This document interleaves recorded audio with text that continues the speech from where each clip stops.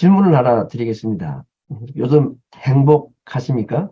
요즘 기쁘십니까? 그냥 예수님을 믿으니까 오랫동안 들어 모은 답안 또는 학습되고 강요된 답으로서 이해가 아니라 정말 마음에 예수님이 말씀하셨던 그 기쁨이 우리 속에서 흘러나와 차고 넘치는 기쁨이 있으시냐라는 질문입니다. 요즘 같은 시대에 기쁘신가요? 행복하십니까? 라고 묻는 것 자체가 좀 부담스럽긴 하지만 오늘 제목이 당자의 기쁨, 가지의 기쁨이라는 제목입니다. 당자 비유에서와 요한복음 15장에 있는 포도나무 가지 비유에서 당자와 가지의 관계를 보면서 기쁨이라는 주제로 이 두 비유를 좀 연결을 하고자 하는 시도를 할 것입니다.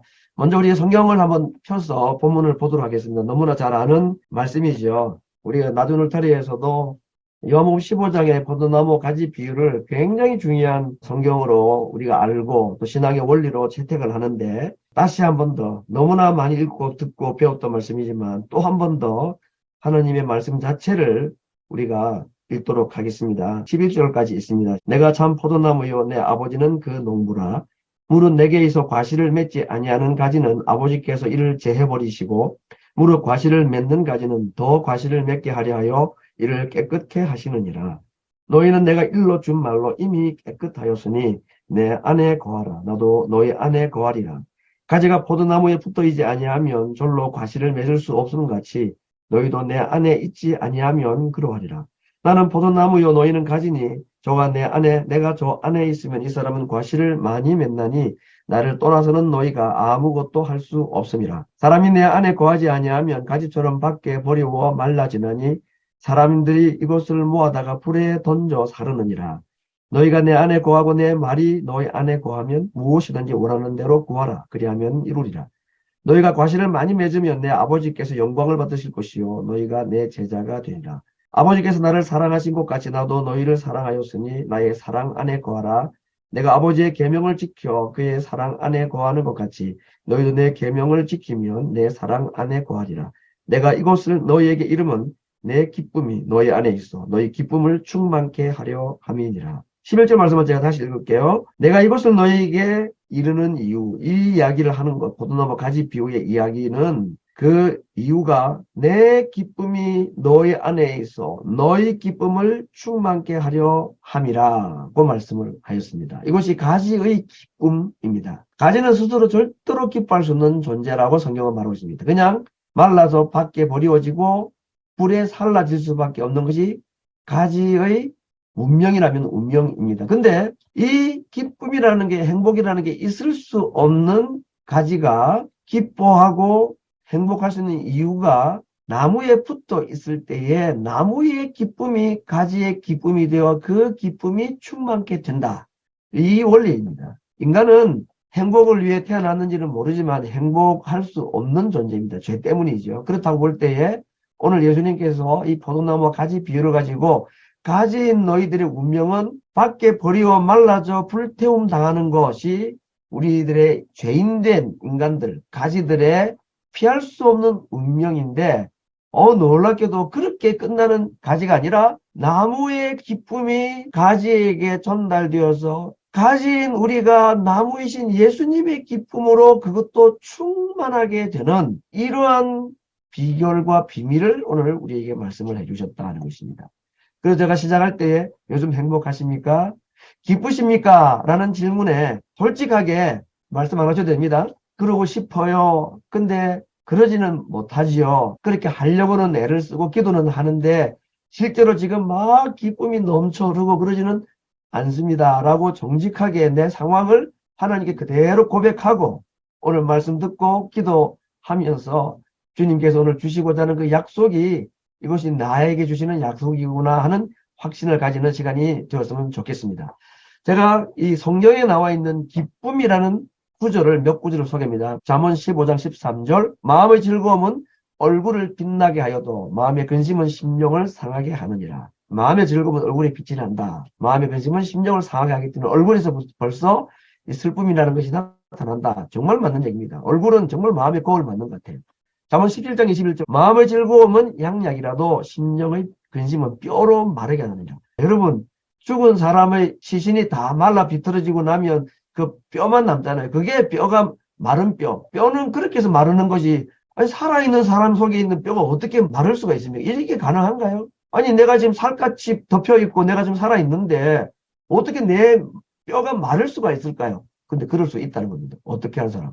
마음에 근심이 있는 사람. 심령에 근심이 있는 사람은 몸속에 있는 뼈가 마른데요. 얼마나 공부하고 힘들었으면 이런 표현을 썼을까? 빌립보 4장 4절, 주 안에서 항상 기뻐하라. 내가 다시 말하노니 기뻐하라. 오늘 이 말씀들의 이야기는 항상 기뻐하는 걸 말합니다. 기쁨의 항상성. 기쁨이 한 번 있는 게 아니라 항상 있는 기쁨이 있다고 성경이 우리에게 말씀해 주고 있는 거죠. 자, 그럼 오늘 요리문답처럼 해서 제가 질문을 해보겠습니다. 질문. 예수님과의 삶의 기쁨은 어떤 연관이 있는가? 답. 예수 그리스도 안에 진정한 삶의 기쁨이 있다. 이게 답입니다. 기쁨과 예수님은 어떤 상관관계가 있느냐? 기쁨은 예수님 안에 있는 것이 진정한 기쁨이다 라고 말합니다. 너무 평범한 얘기지만 오늘 이 이야기를 제가 좀 말씀을 드리고자 합니다. 예수님으로 말미암아 삶의 기쁨이 있고 예수님을 기뻐하는 것, 이것이 진짜 기쁨이고 이것은 불멸의 기쁨, 사라지지 아니하고 꺼지지 아니하는 기쁨. 어떤 기쁨이라고요? 예수님으로 말미암는 기쁨. 다르게 말하면 예수님을 기뻐하는 것이 참 기쁨이다. 두 가지를 말씀드렸습니다. 어떤 것이 불멸의 기쁨, 꺼지지 않냐는 기쁨, 참 기쁨이냐? 예수님으로 말미암아 주어지는 기쁨이 진짜 기쁨입니다. 이걸 다르게 말하면 그리스도를 기뻐하는 것이 참 기쁨이다. 예수님으로부터 오는 기쁨뿐 아니라 내가 예수님 자신을 기뻐하는 것, 즐거워하는 것, 이게 참 기쁨이다 라고 말합니다. 오늘 그것이 읽었던 본문 15장 11절에 있는 말씀. 내 기쁨이, 예수님의 기쁨이 우리 안에 있어 우리의 기쁨을 충만케 한다. 우리에게는요, 기쁨이라는 것 자체가 없었습니다. 그런데 예수님의 기쁨이 가진 우리에게 흘러 들어와서 그 기쁨이 어떻게 되느냐? 충만하게 된다라고 예수님이 약속을 하신 것입니다. 이 말은 예수님으로 말미암아 우리에게 주주는 그 어떤 혜택, 예를 들면 병고침, 은혜, 능력, 그걸 뛰어넘어서 예수님 자체가 우리의 기쁨이 되어야 된다. 또 기쁨이 되신다 하는 걸 말합니다. 예수님이 주시는 그 어떠한 육적인, 영적인 혜택이 우리에게 기쁨을 주죠. 기도 응답, 기쁨을 줍니다. 병고침, 기쁨을 줍니다. 그러네 오늘 예수님이 말씀하시는 것은 예수님께서 우리에게 주시는 그 어떤 혜택이 주는 기쁨이 아니라 누가 주는 예수님 자신이 우리에게 주시는 기쁨이 참 기쁨이다 라고 말씀하고 있습니다. 여러분, 예수님 탄생하신 날 하늘 천군 천사들이 했던 말이 이것이죠. 큰 기쁨의 좋은 소식을 너에게 전한다. 좋은 소식이 뭐냐? 큰 기쁨이라고 했습니다. 큰 기쁨의 소식이 좋은 소식이다. 예수님이 이 땅에 태어나신 것은 이 큰 기쁨을 우리에게 주시기 위해서 오셨다라고 천사들이 탄생 때 선언을 하셨습니다. 예수님께서 하신 말씀 중에서 이 행복이나 기쁨에 대해서 말씀하신 것 중에서 우리가 오늘 볼 이야기가 소위 탕자 비유입니다. 여기에 많은 이야기들이 있지만 이 탕자 비유 속에 오늘 예수님이 말씀하셨던 이 행복이나 기쁨에 관한 주제가 있다는 것을 한번 생각을 해보자 하는 겁니다. 우리가 잘 아는 이야기죠. 둘째 아들이 아버지 유산을 받아가지고 먼 나라로 가서 호랑방탕하고 다 재산을 탕진하고 나중에 돼지가 먹는 쥐염 열매도 먹지 못해서 굶주려 있다가 나중에 아버지께 돌아갔더니 뭐가 있었다? 기쁨이 있었다. 아들도 기쁘고 누가 더 기뻤을까요? 아버지가 더 기뻤다. 이 이야기입니다. 여기에 비유에 나오는 강렬한 단어가 바로 기쁨이라는 단어입니다. 인간이 하나님을 떠나고 하나님으로부터 분리되면 삶의 기쁨을 상실하고 아버지께로 돌아오면 진정한 기쁨이 주어진다 하는 것이 탕자 비유의 기쁨이라는 주제를 가지고 내릴 수 있는 결론입니다. 탕자 비유는 우리에게 이걸 말하는 것입니다. 인간이 하나님을 떠나면 기쁨은 상실될 수밖에 없다. 대신에 아버지께로 돌아오면 참 기쁨이 주어진다. 라는 이 비유를 그렇게 우리가 해석을 하고 계속 말씀을 보고자 합니다. 이 땅의 모든 사람들이 행복을 찾고 기쁨을 추구하고 살아가지만 아들이 기뻐하고 행복해질 수 있는 유일한 길은 아버지께로 돌아가는 것입니다. 아버지가 계속해서 은행 구자에다가 돈을 넣어 줘가지고 아들이 기뻐할 수 있는 것이 아니고 아들이 기뻐할 수 있는 아버지를 떠난 아들에게는 딱 한 가지 외에 기쁨이 있을 수가 없는데 바로 아버지께로 돌아가는 것이다 라고 말하고 있습니다. 사람들이 행복을 찾는 한 결코 행복을 찾을 수 없습니다. 사람들이 행복을 찾고 기쁨을 찾고자 하면 행복과 기쁨을 절대로 만나지 못합니다. 누구를 찾아야 기쁨을 만날 수 있느냐? 하나님을 찾아야 기쁨을 만날 수가 있다. 근데 사람들은 믿는 자들조차도 자기가 기쁨을 찾기를 원하고 자기가 행복을 찾아 나섭니다. 솔로몬의 말에 의하면 바람을 잡는 것 같고 모래를 지는 것과 같고 무지개와 같고 신기루와 같은 것이다. 오늘 이쯤에서 우리가 행복과 관련된 세 가지의 사실 팩트를 먼저 한번 정리를 해볼까 합니다. 첫 번째, 인간의 행복. 사탄은 인간들이 행복해지는 것을 정말로 싫어합니다. 두 번째, 사람은 스스로 행복해질 수가 없습니다. 세 번째, 하나님은 자신의 기쁨을 우리에게 주셔서 우리와 함께 기뻐하기를 원하신다. 행복 또는 기쁨의 세 가지 원칙, ABC. 첫 번째, 사탄은 우리가 기뻐하는 것, 행복해지는 거 원치 않습니다. 사람은 행복해지기를 원하는데 스스로 행복해질 수가 없습니다. 하나님을 자신의 기쁨으로 여기는 사람이 하나님의 기쁨이 우리에게 들어와서 중요한 단어는 함께입니다. 하나님과 우리가 함께 기뻐하는 것이다 그랬습니다. 당자가 아버지께 돌아왔을 때 당자만 기쁜 것이 아니고 아버지가 기뻐하고 그 아버지의 기쁨이 당자의 기쁨보다 더 컸습니다. 동의하시죠? 돌아온 아들의 기쁨과 돌아온 아들을 맞이하는 아버지의 기쁨 중에 누가 더 기뻐했을까요? 아들이 기뻐할 수 있었던 이유는 뭐냐면 아버지의 기쁨이 그에게 있었기 때문이었습니다. 하나님은 우리에게 기쁨을 주기를 원하시는 정도가 아니라 우리와 함께 기뻐하기를 원하십니다. 이게 우리 아버지의 기쁨이에요. 우리 아버지의 사랑입니다. 혼자 기뻐하지도 않고 너만 기뻐하라가 아니라 함께 기뻐하자. 그래서 시편 16편 3절에 땅에 있는 성도는 존귀한 자니 하나님 뭐라고 말씀해? 나의 모든 즐거움이 저에게 있다. 지금 하나님의 말씀을 듣고 여러분들을 보시면서 하나님이 하시는 말씀이 시편 16편 3절 땅에 있는 성도들은 존귀한 자니 나의 모든 즐거움이 너희에게 있다 라고 말씀하십니다. 하나님이 우리를 얼마나 기뻐하고 즐거워하시는지 모른다는 겁니다. 아들이 1등상을 가져오면 우등상을 타오면 엄마 아빠가 기뻐하겠지, 그죠? 그런데 엄마가 아빠가 여러분이 가지고 온 1등상 합격증 또는 자격증 이런 거 보고 아이고 1등상 받아왔네, 이 귀한 어려운 시험을 통과했네 하고 합격증을 기뻐하면 그 엄마는 조금 거시기 합니다. 그런 엄마 잘 없어요. 엄마는 내가 뭔가를 해서 이겨가지고 성공을 했다 할까 아니면 시험 점수를 잘 받아와가지고 합격을 해서 기뻐하는 나를 더 기뻐하는 겁니다. 하나님이 우리가 기뻐하는 것을 하나님이 가장 기뻐하신다는 말이에요. 우리가 하나님께 뭔가 드리는 것을 기뻐하는 정도가 아닙니다. 여러분이 하나님께 드리는 예배, 예물, 봉사, 헌신, 충성 다 필요하지. 근데 하나님이 진짜 기뻐하시는 것은 우리가 하나님께 드리는 그 무엇이 아니라 누구를 가장 기뻐한다고요? 하나님을 기뻐하는 나를 가장 기뻐하십니다. 나의 모든 즐거움이 너희들이 내게 준 것에 있다고 말하냐고 너희에게 있다. 너희가 나의 기쁨이다. 라고 말씀하시는 것입니다.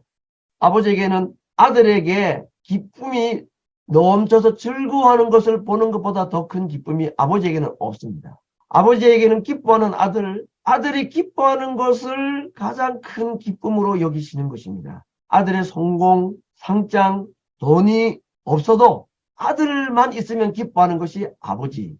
아들은 상장을 기뻐할지 모르지만 아빠는 아들을 기뻐하신다 하는 것을 오늘 말씀해주고 있습니다. 두 번째 오늘 생각할 것은 우리 기독교인의 기쁨 또는 성경적인 기쁨의 중요한 원리와 원칙이 시련 속에서 건져 올린 기쁨이 참 기쁨이다. 이게 기독교 행복론의 특징이라고 할 수 있습니다. 왜냐하면 십자가를 뚫고 부활의 기쁨을 맛보는 것이 참 기쁨이기 때문입니다. 십자가를 통과하지 아니한 기쁨은 참 기쁨이라고 할 수가 없습니다. 시련이나 고통이나 눈물이나 어려운 일을 통과하지 않고 기뻐하는 것은 하나님에게도 기쁨이 되지 않습니다. 우리 하나님이 정말 기뻐하시는 것은 우리가 살아가는 이 세상에서 당하는 어려움들, 힘든 일들, 그런 일들을 통과하면서 그 가운데 가까이 계신 하나님을 만나고, 그래서 환난과 고통과 어려움 가운데서 만난 하나님 때문에 기뻐하는 것이 참 기쁨이다 하는 것입니다. 고난이 없이 기뻐하는 것은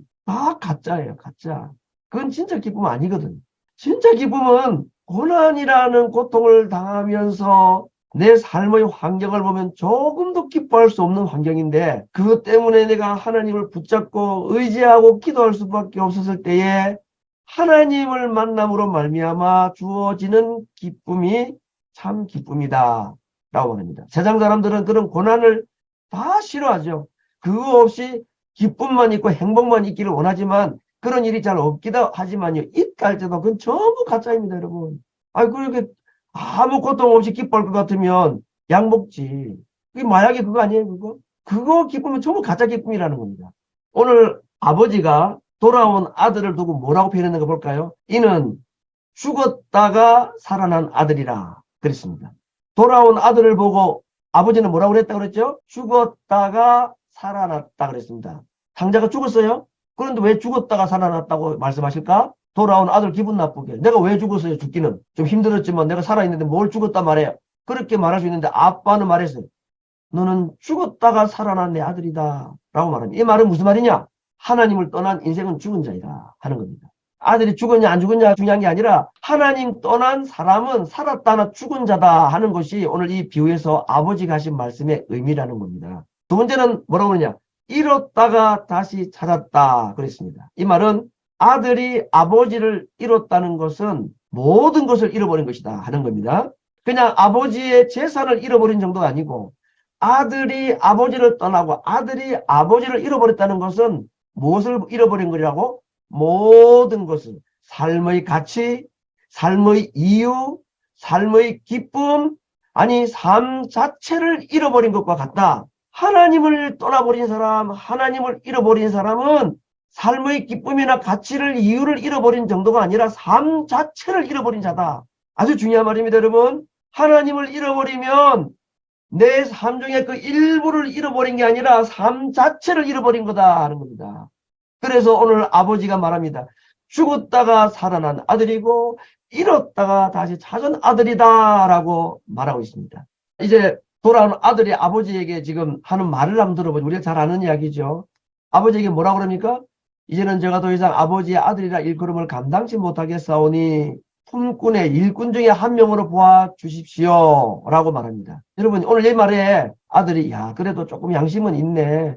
그 아빠한테 그래도 이 정도는 얘기를 해야지. 그래도 밥이라도 더 먹지. 자기 한 과거가 있는데 얼마나 부끄러운데 이 정도를 하는 것이 참 아들이 양심껏 잘했다 그렇게 생각을 하겠지. 그런데 성경을 우리가 읽을 때는 사람의 관점에서가 아니라 하나님께서 왜 이 말씀하셨는가를 본다 그러면, 아들이 아버지께 와서 양심 고백하는 거, 나는 아들 못해요. 이제는 저는 그냥 종으로 살게요. 받아만 주세요 라고 말하는 것이 얼마나 잘못된 것인가를 한번 볼까요? 이 양심적인 고백이 왜 잘못됐느냐? 자, 돌아온 아들을 아버지는 뭐라고 불러주죠? 너는 종이다. 종 중에 수속 종이다. 1등 종이다 하지 않았습니다. 뭐라고 했죠? 너는 내 아들이라고 그랬습니다. 그런데 아들은 정작 뭐라고 생각하냐? 아버지의 아들이라고 생각지 않는 건 그게 못하겠다는, 감당을 못하겠다는 거죠. 아버지는 아들로 받아들이는데 아들은 아버지를 아버지로 말하지 못하는 것, 이것은 양심이 착하고 좋은 것이 아니고 이게 영적으로는 얼마나 무지한가. 이게 전부 사탄이 주는 생각들입니다. 양심이라는 게 좋은 것처럼 보이지만요, 양심보다 중요한 게 뭐냐면 성경입니다. 성경에서 뭘 말하느냐가 더 중요하지, 사람들이 뭘 말하느냐, 양심이 뭘 말하느냐는 절대 중요하지 않습니다. 물론 양심은 있어야 되죠. 인간성은 있어야 되지만. 그러나 하나님은 우리의 양심이나 우리의 인간성을 뛰어넘는 분이십니다. 그런 사랑이 아니면 우리가 하나님께서 돌아갈 수 없는 자이기 때문에 그런 거죠. 오늘 상자의 이야기, 나는 아버지의 아들이 아닙니다 라는 말. 여러분, 이게 자기가 누군지를 지금 혼란에 빠져 있는 겁니다. 내가 누군지를 모른다는 게 이게 얼마나 어리석은 일인지 모릅니다. 하나님을 떠나면 인간은 첫째, 자기가 누구인지를 잊어버립니다. 하나님을 떠나면 내가 누군지를 몰라요. 기껏 해야 그냥 종의 한 사람이라고 생각을 한다는 겁니다. 혹시 여러분들 이런 경험들이 있나요? 아무도 나를 기억해 주지 않는 때, 심지어는 내 사랑하는 가족들조차도 나를 더 이상 기억해 주지 않는 그런 존재. 왜냐하면 그들도, 부모도, 내 형제도 할 일이 많은 사람들이거든. 나만 바라보고 내 생각하는 그런 가족들이 잘 없어요. 엄마 아빠는 엄마 아빠대로 바쁘고 일이 많아. 내 형제, 동생, 자매, 숙모, 삼촌 나만 바라볼 것처럼 보이는데 나만 바라보는 사람이 없습니다. 여러분 주변에. 그중에 부모님이 가장 나를 많이 생각하지만 부모도 힘들 때가 있고 자기 일이 바쁠 때도 있고 그러거든. 그렇기 때문에 혹시 여러분 누군가가 나를 잊어버리고 어떻게 나한테 이럴 수가 있어? 어떻게 나를 잊을 수가 있어? 그런 삶의 부르짖음이 있을 때에 여러분이 지금 뭔가 잘못 알고 있는 게 있습니다. 모든 사람이 나를 기억하고 모든 사람이 나만 바라볼 것처럼 생각하지만 세상은 그러지가 않아요. 그도 바쁘고 그도 나만큼이나 힘든 삶을 살아가는 사람들이기 때문에 나까지 돌아보고 할 만한 여유가 많지가 않다는 말이에요.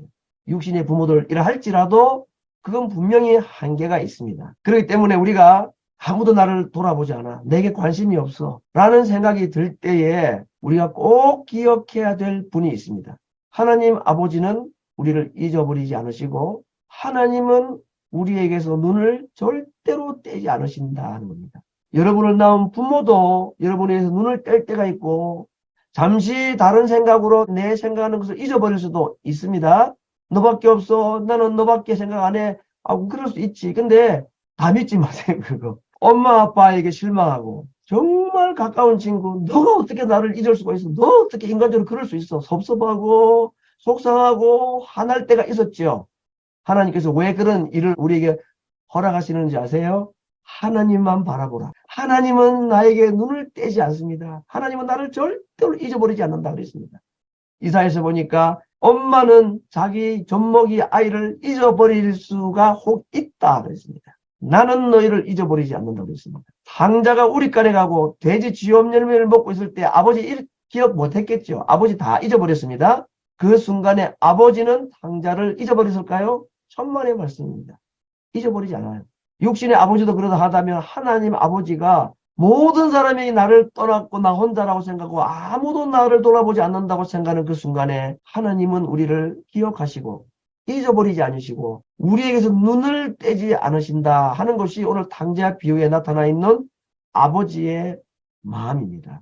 탕자가 우리간에 있을 때에 그가 아버지 눈을 피해서 숨어 있을 때에 탕자는 아버지의 눈동자에 있었습니다. 탕자가 돼지 우리간에 있을 때에 탕자는 어디에 있었느냐? 돼지 우리간에 있었던 것이 아니라 아버지의 눈동자에 있었다.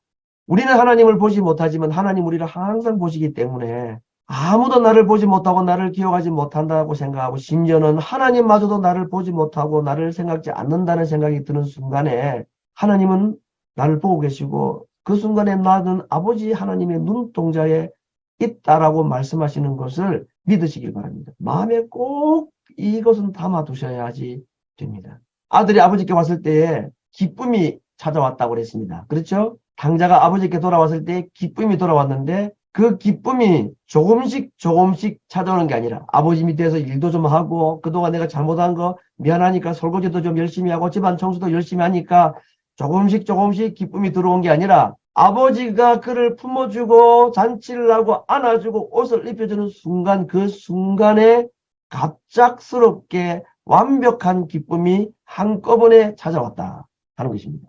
이것이 하나님께서 우리에게 주시는 기쁨입니다. 하나님을 떠나고 하나님이 주시는 기쁨을 잃어버리는 데는 5년, 10년이 걸릴지 모르지만 5년, 10년 동안에 잃어버린 기쁨을 회복하는 데는 단 1시간, 단 1분이면 족할 만큼 하나님은 우리에게 기쁨을 쏟아 부어주시는 분이시라고 말씀하고 있습니다. 내가 만든 행복은 행복이 아니고 내가 찾은 기쁨은 기쁨이 아니고 우리가 아버지께로 갈 때에 완전한 기쁨과 완전한 행복, 진짜 기쁨과 진짜 행복이 아버지께로 돌아갈 때에 주어진다고 오늘 성경이 우리에게 그렇게 말씀하고 있는 것입니다. 지금 우리는 코로나라는 것을 지금 겪고 있고, 우리가 직접 먹물을 가진 않아야지만 러시아나 우크라이나의 전쟁이라는 것이 이 지구 땅의 한 곳에서 일어나고 있고, 튀르키예라는 지역에 몇 명이 사상자가 났을지도 짐작도 못할 만큼 수만 명의 사람들이 이미 죽었고, 이 3대 재앙을 3년에 고스란히 우리가 다 겪어가고 있어요. 이런 예들은 진짜 없었던 것 같아요. 이런 전쟁과 바이러스와 재난이라는 이 지진이 동시에 겹친 일이 인류 역사에 몇 번이나 있었을까 싶은 그런 때를 지금 우리는 살아가고 있습니다. 이 모든 재난, 질병의 근거에 있는 하나님의 음성이 무엇이냐? 탕자야 돌아오라 하는 것입니다. 지금 이 고난은 잃어버린 하나님을 떠나간 자들을 부르시는 하나님의 음성입니다. 여호와께로 돌아오라, 나에게로 돌아오라. 그래야 너희들이 참 기쁨을 누릴 수가 있고 인생의 참 행복을 경험할 수 있다라고 말씀하는 겁니다. 이제 마지막으로 오늘 큰아들 얘기를 조금 하겠습니다. 큰아들은 아버지와 함께 있었죠. 아버지를 떠난 적이 없었습니다. 그런데 둘째 아들과 다를 바가 없는 삶을 살았던 거죠. 왜? 그에게 무엇이 없었을까요? 기쁨이 없었습니다. 기쁨이 없기는 작은 아들도 마찬가지지만 큰 아들도 마찬가지였다는 겁니다. 그도 삶의 기쁨이 없는 불행한 삶을 살았던 사람. 아버지를 떠난 적이 한 번도 없지만 기쁨이 없는 것은 마찬가지였다. 목사로, 선교사로, 장로로, 집사로, 주일학교 어린이로 우리에게 참 기쁨이 없을 수가 있는 것은 함께 있지 않아서가 아니라 우리가 어떻게 하지 않았기 때문에 하나님께 또 있지 않기 때문이다. 예를 들어 보겠습니다. 예수님께서 귀신을 쫓아내는데 한 사람의 마음속에 몸속에 있던 귀신이 쫓겨나갔어요. 이 귀신이 밖으로 돌아다니다가 갈 데가 없어가지고 자기가 옛날에 있었던 그 사람의 집, 그 사람의 몸에 들어와 보니까 자기가 떠나고 난 뒤에 예수님이 쫓아냈으니까 쫓겨나고 난 뒤에 그 사람의 마음이 깨끗하게 청소가 되어 있더라. 좋죠?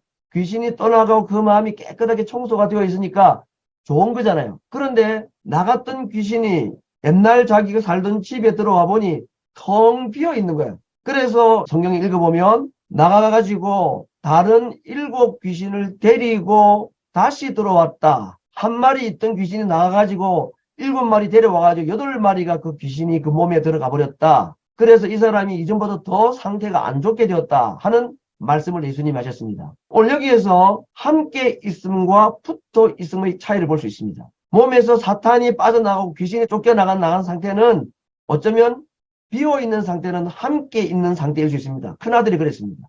그러나 아들이 기쁨이 없었던 이유는 그가 아버지께 붙어 있지 않았기 때문이라는 것입니다. 그 속에 하나님의 것으로 아버지의 것으로 채우지 않았기 때문에 그 마음이 비어 있어서 다른 악한 것들이 들어가서 그 마음을 더 힘들게 만들었다 하는 겁니다. 천지 창조 얘기를 해볼까요? 하나님이 천지를 창조하시기 전에 이 세상 상태를 3가지로 말했습니다.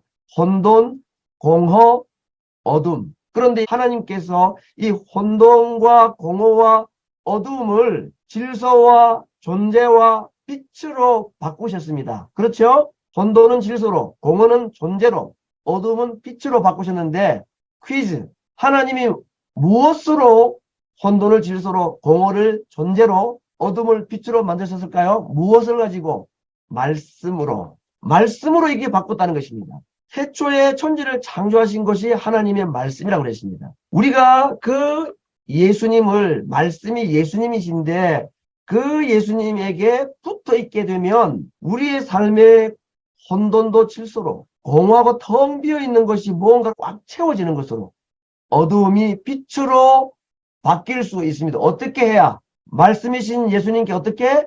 붙어 있을 때에. 함께 있는 것이 아니라 붙어 있을 때에 가지의 기쁨이 나무가 주는 기쁨으로 채워지게 된다라고 말합니다. 오늘 우리가 탕자 이야기와 포도나무 가지 비유를 가지고 다시 한번 말씀을 정리를 합니다. 오늘 예수님께서 탕자 비유를 통해서 우리에게 하시는 말씀이 있을 겁니다. 그런 얘기는 뭐죠? 내게로 돌아오라. 내게로 돌아오라. 포도나무 가지 비유를 통해서는 우리에게 뭐라고 말씀하실까요? 돌아오는 정도가 아니라 어떻게 해라? 내게 붙어 있어라. 함께 있는 것이 충분하지가 않다.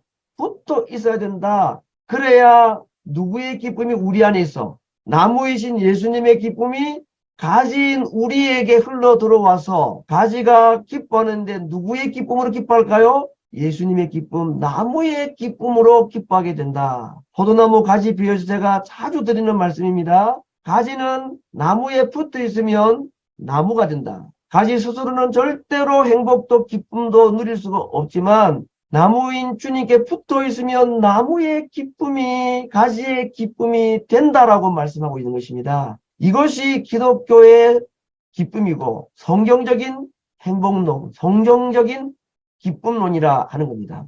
이제 제가 성경 구절 마지막 구절 하나 소개합니다. 고린도후서 13장 5절 말씀, 너희가 믿음에 있는가 너희 자신을 시험하고 너희 자신을 확증하라. 예수 그리스도께서 너희 안에 계신 줄을 너희가 알지 못하느냐? 그렇지 않으면 너희가 버리운 자니라. 무서운 말씀이죠. 예수님이 우리 안에 계시다는 것을 우리가 모르면 우리가 버리운 자, 구원 없다 라고 말하고 있습니다. 그런데 여러분, 고린도후서 13장 15절 말씀은 불신자들에게 하신 말씀일까요? 믿는 성도들에게 하신 말씀일까요? 믿는 성도에게 하신 말씀입니다. 오늘 우리와 같이. 근데 좀 신앙이 좀 어리고 세상적인 기쁨, 고린도 교회는 그런 유혹들이 많았어요. 그래서 세상적인 기쁨, 쾌락에 빠져 있는 사람들에게 바울이 지금 하는 말씀이고 예수님 하시는 말씀입니다. 자, 뭐라고 말씀하시는가 볼까요? 예수님 하시는 말씀이나 같은 겁니다. 너희가 믿음에 있는가 너희 자신을 시험하고 너희 자신을 확정하라. 특별히 예수 그리스도가 너희 안에 계신 줄을 너희가 알지 못하느냐? 너희 속에 예수님이 계시다는 것을 알지 못하면 너희는 버리운 자다. 이 말은 너희들이 구원받았는지 안 받았는지 구원의 확신이 있느냐 없냐, 천국 갈 수 있냐 없냐 이걸 묻는 게 아닙니다.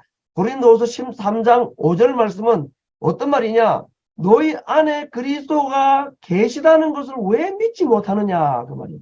너희들이 비록 죄를 범하고 고린도 교회에 있는 성도들이 그렇게 실수하고 잘못하고 살아갔다 할지라도 한 가지 확실한 것이 뭐냐? 너희 안에 그리스도가 계시다는 사실은 변할 수 없는 사실이라는 겁니다. 그걸 너희들이 잊어버리면 너희는 정말로 버리운 자와 같은 것이다. 여러분, 하나님이 우리를 버리지 않는다면 우리는 절대로 하나님에게서 멀어질 수 없는 자들입니다. 하나님이 우리를 잊어버리지 않는다면 우리가 하나님께 잊어버린 바 되지 않는 자들입니다. 내가 하나님을 잊어버려도, 내가 하나님을 떠나도 하나님은 우리를 떠나지 않으시고 하나님은 우리를 잊어버리지 않으십니다. 말씀드렸죠. 탕자가 우리 안에 있을 때 탕자는 어디에 있었다고 그랬습니까? 아버지의 눈동자에 있었습니다. 내가 너희 안에 있다는 것을 너희들이 알지 못하면 너희는 정말로 버리운 자들이다. 그러나 나는 너희를 버린 적이 없다라고 주님이 말씀하는 것입니다. 그런데 왜 우리는 내 안에 계신 주님을 계시다는 걸 느끼지 못하고 그래서 기뻐하지 못할까요? 내 안에 계신 그 예수님께 내가 들어가고 그분에게 붙어 있지 않기 때문이라고 그랬습니다. 예수님께 붙어 있는 방법, 말씀이고 두 번째는 기도입니다. 기도는 너무너무 중요한 것 같아요. 특별히 삶이 힘들고 어려울 때에, 몸이 아플 때에, 고통이 찾아올 때에 그때는 하나님의 약속의 말씀은 붙잡아야 되고 기도로 주의 이름을 불러야 합니다. 말씀은 붙잡고 주님의 이름은 부르고 이렇게 할 때 우리가 주님께 붙어 있게 된다. 그러면 무엇을 깨닫게 되느냐? 아버지의 눈동자에 있었던 나의 모습을 알게 됩니다. 우리 간에 있었던 때에 내가 아버지의 눈동자에 있었다는 사실을 주님의 이름을 부르고 주님의 약속을 붙잡을 때에 그 사실을 깨닫게 된다는 것입니다. 나의 앞에 계신 주님 그 찬양 있죠. 송명희 씨가 쓰고 또 최덕신 씨가 곡을 붙인 거죠. 굉장히 제가 좋아하는 곡 중에 하나입니다.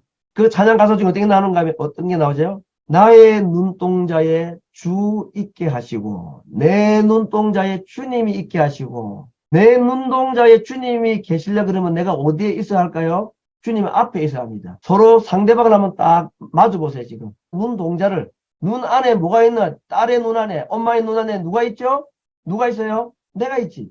그죠? 내 눈 안에는 엄마가 들어와 있습니다. 여러분, 우리가 하나님을 떠난 것처럼 보이고 하나님이 나를 버린 것처럼 보이는데 오늘 하나님은 우리 분명히 말씀했습니다. 아니다. 너가 우리 간에 있을 때 너는 내 눈동자에 있었다 그랬습니다. 내가 너를 잊어버린 적이 없고 내가 너를 눈에서 떼본 적이 없다라고 말합니다. 하나님의 눈동자에 내가 있었다면 내 눈동자에도 하나님이 계실까요? 안 계실까요? 계시지요, 당연히. 아니, 서로 마주보고 있으면 내가 그 앞에 있는 거, 그가 내 앞에 있는 건데, 하나님의 눈동자에 내가 있으면 내 눈동자에도 하나님이 계신 거죠? 오늘 당자 비유는 이것입니다. 함께 있는 자가 경험할 수 없고, 붙어 있는 자가 하나님의 눈동자 안에 있는 나를 내가 볼 수 있게 되고 내 눈동자 안에 있는 하나님을 보게 되는 이것이 내가 그분 안에, 그분이 내 안에, 내가 말씀 안에, 말씀이 내 안에 있는 것과 같은 이치인 것입니다. 여러분에게 질문을 하겠습니다. 첫 번째 시작할 때 제가 질문 드렸죠. 여러분 행복하십니까? 기쁘신가요? 여러분이 하나님을 볼 수 없을 때에 하나님이 나를 더 이상 보지 못하실 거라고 생각할 그때에 그때도 여전히 여러분은 하나님의 눈동자에 있었습니까? 나는 하나님을 볼 수 없었지만 하나님의 눈동자에 내가 있었을 때에 내 눈동자에도 하나님이 계셨습니까? 그러기를 소원하고 기도하시기 바랍니다.